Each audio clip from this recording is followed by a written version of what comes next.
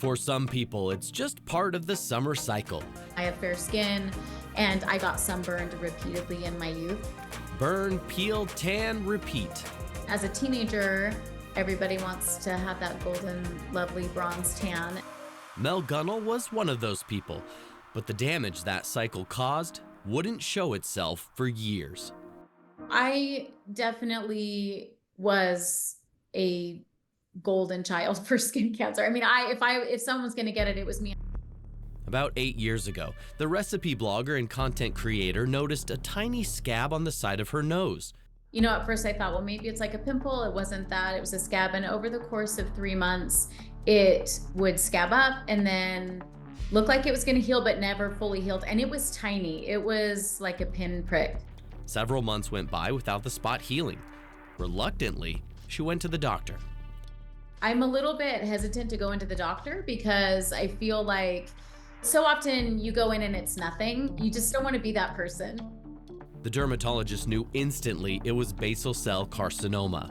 It was like this whirlwind of like this is abnormal and this is something that you need to get taken care of. So it kind of caught me by surprise, to be honest.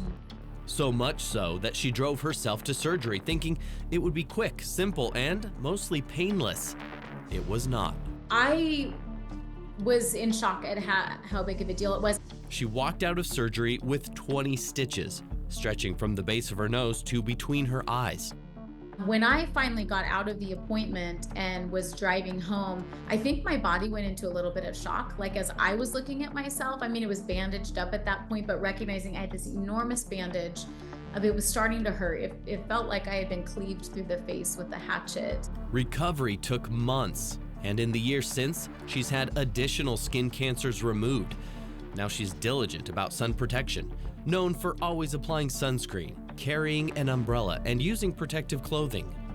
What that looks like for me is at the pool, I am the one wearing the, long sleeve rash guard, or I have swim leggings. Even with all that, Mel gets her skin checked every 6 months, trying to make sure things don't go untreated for too long.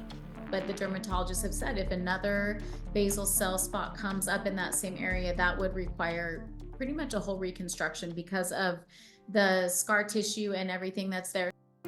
She's also committed to using her social media platform to share her experience and help make sure others are not only protecting themselves from the sun, but looking for the signs and not waiting to get checked out like she did. I was blown away by the number of comments and messages people sent me that said they never would have gone in to get something checked or their skin checked had they not read that, because again, they were probably like me, which is like, I'm sure it's nothing. I'm not kidding you. Hundreds of people went in and it ended up being squamous cell or basal cell. And in some cases it ended up being nothing, right? A shocking number of people were able to go in and get some type of skin cancer caught early. And for that reason, I feel like it is important for me to share. Mel wants everyone to wear their sunscreen, grab their umbrellas, and their sun hats because even small things can reduce your risk of skin cancer. They don't have to alter your entire lifestyle, and you can still really enjoy being outside. But I have learned so acutely that this can happen to anybody.